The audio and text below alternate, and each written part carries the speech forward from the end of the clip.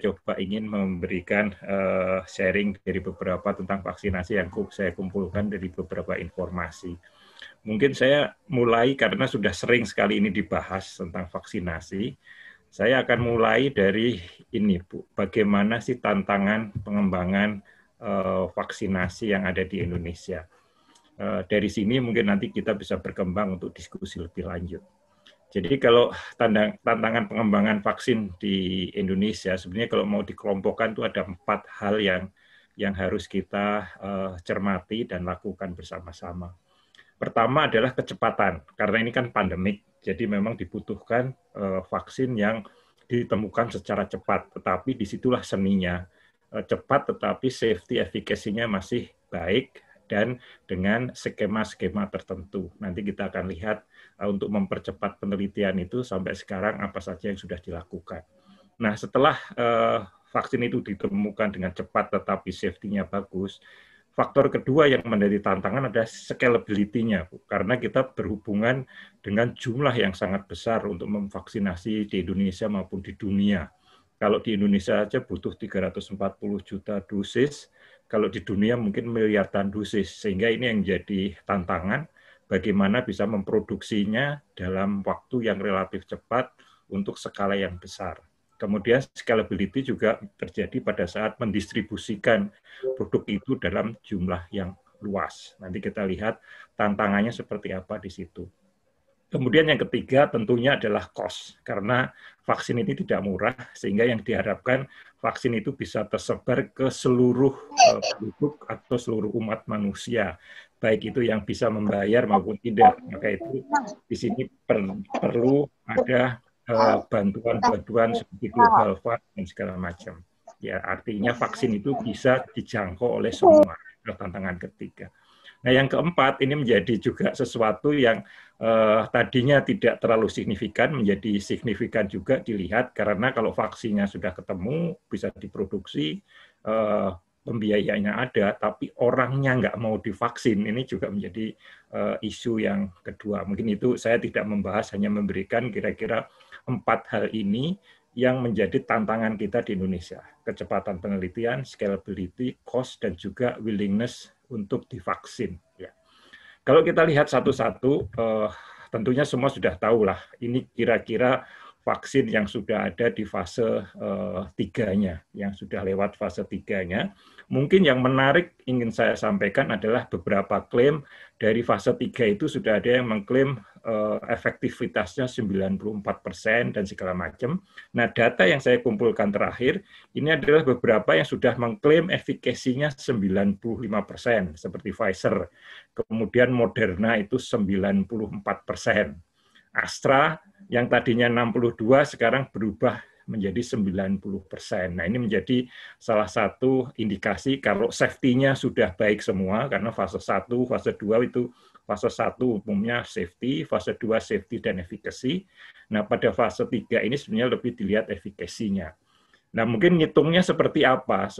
Ada beberapa variasi menghitungnya. Kalau yang inti menghitungnya mungkin seperti ini, Bapak Ibu sekalian.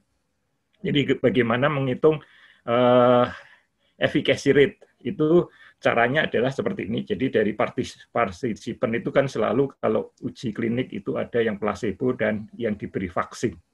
Nah, yang diberi placebo itu dihitung infection rate-nya berapa. Jadi total placebo yang terinfeksi dibanding total placebo partisipan itu ada persentasenya.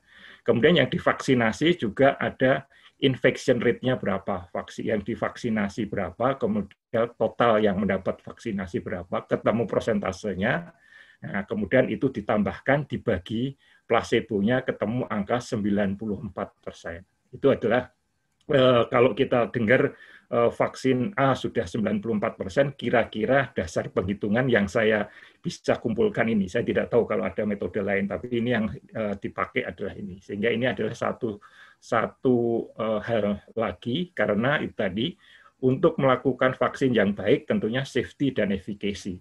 Safety bisa dirintis mulai dari toksikologi preklinik, kemudian uji klinik fase 1. Nah, fase 2 dan fase 3 ini adalah lebih melihat efikasinya. Sehingga kalau bisa mendapatkan efikasi yang baik, kita berani memakainya. Ini adalah salah satu perkembangan sampai sekarang yang bisa dilihat untuk vaksin. Tinggal nanti memilihnya seperti apa. Nah, bagaimana di Indonesia, semua sudah tahu, di Indonesia ada beberapa skema. Ya, skema satu adalah kerjasama dengan internasional, artinya di luar yang sudah melakukan penelitian, mungkin fase 1, fase 2, kemudian kita ikut fase 3-nya di sini, sehingga nanti kalau selesai kita bisa membeli produknya dari negara asal, bisa membeli produk jadinya, atau mungkin membeli bulknya, kemudian diisi di sini. Ya, ini kira-kira skema satu untuk mempercepat mendapatkan vaksin. Yang skema 2 itu adalah membuat sendiri di Indonesia. Karena kita tahu bahwa vaksin ini mungkin panjang, sehingga selain kerjasama, kita juga perlu membuat sendiri di Indonesia yang disebut dengan vaksin merah putih. Tadinya hanya satu, Eijkman, tapi terakhir sekarang menjadi banyak yang untuk merah putih ini dengan berbagai macam platform. Kalau Eijkman itu protein rekombinan, kemudian muncul dari LIPI juga mengembangkan, dari UNER ya itu juga mengembangkan, dari UGM, dari ITB, jadi dari vaksin Indonesia itu ada sekitar 6 yang mengembangkan sendiri, tetapi memang yang paling cepat diharapkan adalah dari Eijkman. Kemudian yang di luar negeri seperti Kalbe Farma juga kerjasama dengan Genexin, sama itu adalah sistemnya kolaborasi internasional, jadi Genexin yang mengembangkan fase 1, fase 2, kemudian nanti tahun depan fase 3-nya ada di Indonesia. Diharapkan itu bisa memenuhi kebutuhan vaksin yang ada di Indonesia yang 340 juta unit tersebut. Ini kira-kira time schedule-nya sudah banyak dilakukan, jadi kalau yang sampai uji preklinis ini lebih safety ke hewan. Kalau di sini kemudian setelah lewat komisi etik masuk ke uji klinis ini ke manusia. Fase 1 juga titik beratnya masih safety. Pada fase 2 ini sudah mulai safety dan efficacy, dan fase 3 ini sebenarnya sama dengan fase 2, tetapi fase 3 ini jumlahnya lebih banyak dan multi-center kemana-mana. Ya. Nah, kalau yang tadi program dipercepat, harapannya ini semua dilakukan oleh partner kita yang di luar negeri sampai ke fase 2. Begitu fase 3, kita ikut sama-sama sehingga bisa dilakukan. Nah, ini yang sudah sampai fase 3 itu yang kemudian Bio Farma, kemudian kemarin trial di Bandung. Harapannya sih tadinya rencananya Q3, tapi melihat perkembangannya, yang saya dengar kemungkinan menunggu EUA dari Badan POM, mungkin akhir Desember atau Januari, sehingga bisa keluar izinnya, sehingga bisa dipakai. Ini yang jangka menengah. Kemudian yang dikembangkan sendiri tentunya lebih panjang karena di sini kelihatan semua dilakukan sendiri sampai ketemu prototipe, upscaling. Di sini upscaling itu di jumlah agak besar, lalu baru dilakukan uji preklinik terhadap hewan itu sekitar Q1 2001, uji kliniknya Q3, dan ini memang diharapkan tahun 2022.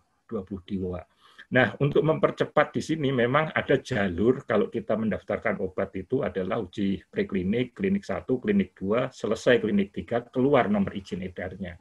Nah, dalam kondisi khusus memang ada pada saat dilakukan uji klinik 3, ada laporan interim yang cukup baik, itu sebetulnya beberapa pemerintah bisa mengeluarkan yang disebut dengan, kalau Indonesia sama dengan FDA, Emergency Use Authorization, artinya memang belum selesai clinical fase 3-nya, tapi kalau memang data-datanya baik, bisa dikeluarkan izin khusus. Dan izin khusus ini memang diamati bedanya dengan izin edar biasa.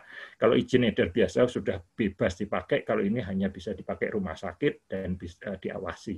Ini juga sama, di Eropa juga ada namanya conditional approval, dan kalau di WHO juga ada sementara emergency use listing. Jadi ini bisa mempercepat prosesnya tanpa menunggu selesai. Tapi tentunya ini call-nya ada di Badan POM atau kalau di Amerika FDA untuk seberapa yakin suatu produk itu bisa dikeluarkan EUA-nya setelah uji klinik fase 3-nya ada laporan interim.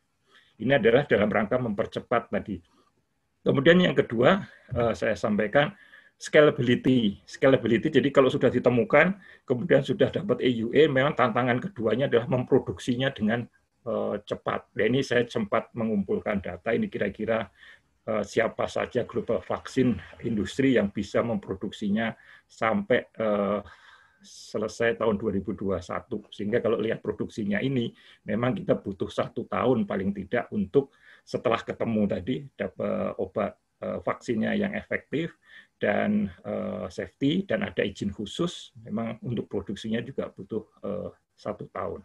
Ini karena jumlahnya memang demikian besar dan ini harus kerjasama dari semua negara. Nah, challenge kedua scalability adalah distribusi. Ini saya ambil dari slide teman saya dari AstraZeneca. Jadi sebenarnya vaksinasi di Indonesia tuh sudah biasa dilakukan. Hanya memang bedanya ini skalanya beda jauh. Kalau biasa ini kira-kira kalau 1 tahun itu sekitar 43-an itu kira-kira vaksinnya itu. Nanti kalau jadi itu adalah 360 atau 350 juta. Yaitu bisa kebayang itu kira-kira 9 kali dari normal. Nah ini menjadi tantangan sendiri. Terutama tantangannya di mana? Tantangannya adalah ini, negara kita tuh hampir 5.000 kilometer dengan berbagai macam moda transportasi, laut, darat, udara, sungai, ya, sehingga di situ menjadi tantangan untuk mendistribusikan dari satu titik ke bagian Indonesia yang paling ujung. Kalau dari Jakarta ke ibu kota provinsi biasanya masih aman, ya. Provinsi ke kabupaten baik. Nah, yang menjadi challenge setelah ada di kabupaten sampai ke puskesmas segala macam itu yang menjadi tantangan karena ini memang jumlahnya 9 kali lipat daripada vaksin yang kita biasa lakukan bertahun-tahun yang kita juga sudah punya pengalaman itu. Oleh karena itu kita juga lihat dari beberapa vaksin yang sudah ada itu ternyata kondisi penyimpanannya bisa bermacam-macam. Ada yang -8, ada 2-8, ada juga yang -60.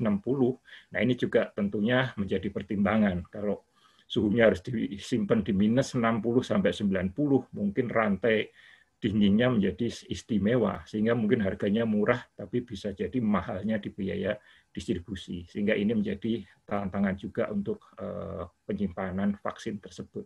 Jadi ini kira-kira data sampai sekarang, mana yang 2-8, mana yang -20. Ada juga -20 kalau bentuknya liquid, tapi kalau lyophilized biasanya bisa 2-8. Memang paling ideal sebetulnya kalau ada di 2-8 derajat Celcius. Terakhir, yaitu tentang willingness. Nah, ini adalah hasil riset dari WHO. Itu cukup, saya tidak tahu apakah ini baik atau tidak, tapi ya lumayan juga. Penolakannya itu angkanya di sekitar 30. Ini adalah daerah-daerah di mana yang penerimaannya 74 yang biru, ada juga daerah-daerah yang penerimaannya hanya 46%. Bisa kebayangkan kalau 46% yang mau divaksin, yang sisanya belum mau divaksin, ini PR tersendiri untuk diselesaikan bagaimana kita menjelaskan. Dan dari beberapa info teman-teman, isunya adalah isu safety, isu kemudian isu hoax juga yang tidak tepat, juga isu halal. Nah ini juga harus disamakan. Nah, dengan demikian, kalau kita bisa menemukan vaksinnya dengan cepat, dengan benar, artinya safety efficacy-nya terjamin, ya, kemudian scalability-nya juga kita sudah antisipasi, bagaimana membuatnya jumlah besar dan distribusinya, cost-nya yaitu memang kita di Indonesia ada yang mandiri, ada yang juga nanti ditanggung pemerintah, tentunya nanti kerjasama dengan global fund yang ada mungkin di dunia ini bisa membantu, jangan sampai ada orang yang tidak bisa tervaksin bukan karena apa-apa, karena tidak punya biaya. Nah, ini juga harus dilakukan. Terakhir adalah bagaimana kita mengatasi willingness to accept vaksin ini. Jadi kira-kira terakhir resumenya 5 tadi. Kalau kita akan vaksin, pertimbangkanlah 5 hal itu. Kecepatan tadi sudah kita lihat, mana yang uji kliniknya fase 3-nya paling cepat dan hasilnya paling baik. Kemudian bagaimana kemudahan produksinya, karena dalam waktu singkat harus dibuat dalam jumlah miliaran dosis. Kemudian harus dipertimbangkan juga suhu penyimpanannya, karena di Indonesia distribusi menjadi challenging, karena tadi hampir 5.000 km dengan kepulauan. Kemudian jangan lupa juga kemudahan pemakaiannya. Ada beberapa produk yang untuk pemakaiannya harus pakai alat khusus. Nah, kita juga coba harusnya cari yang memang pakai injeksi speed biasa saja. Terakhir tadi adalah harga dan juga halal. Kira-kira itu yang bisa saya sampaikan. Mudah-mudahan ini bisa menjadi pemantik diskusi kita malam ini. Sekian. Wassalamualaikum warahmatullahi wabarakatuh. Saya kembalikan ke Pak Ilyas dan Bu Anis. Terima kasih. Screen-nya boleh ditutup, Pak? Ya. Yeah.